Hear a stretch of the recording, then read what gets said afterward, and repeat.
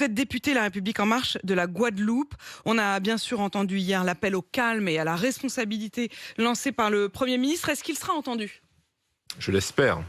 J'espère que ce matin pour nous, la rue guadeloupéenne n'aura pas été trop violente, trop agitée, trop enflammée. En tout cas, tous les élus guadeloupéens, nous nous sommes concertés, quelle que soit la tendance politique confondue, pour parler directement au Premier ministre.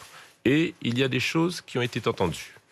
Tout d'abord sur les pompiers, puisqu'en fait c'est une réclamation catégorielle avec des problématiques sanitaires au départ, mais où se sont greffées des problématiques sociétales, économiques et sociales. Qu'allez-vous dire aux pompiers? Alors, pour les pompiers, qu'avons-nous obtenu? Tout d'abord que dès aujourd'hui arrive en Guadeloupe une mission de concertation pour discuter avec les pompiers volontaires, ceux-ci même qui sont moins vaccinés. Et ce que nous avons dit au Premier ministre, c'est que l'employeur, c'est le conseil départemental qui était présent et qu'aucun pompier ne sera suspendu, premièrement. Deuxièmement, pour ceux et celles qui ne seraient pas encore vaccinés, eh bien, en attendant, pour qu'ils puissent rendre leur mission de service public, ils pourront faire un test PCR gratuit toutes les 72 heures. Voilà une première avancée très concrète pour tous les pompiers, qu'ils soient professionnels. Pardon, mais je vous arrête tout de suite.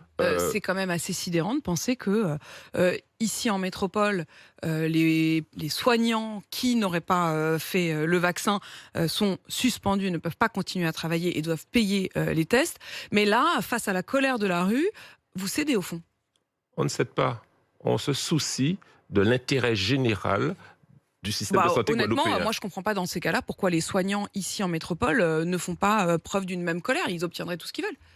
Alors, je sais pas. Non, mais c'est presque une prime à la violence. Je ne sais pas si vous encouragez les violences ici. Moi, je vous parle de mon territoire, que je connais bien, qui est une île. Nous sommes des Français, Apolline, mais nous sommes des Français de Guadeloupe, avec des spécificités.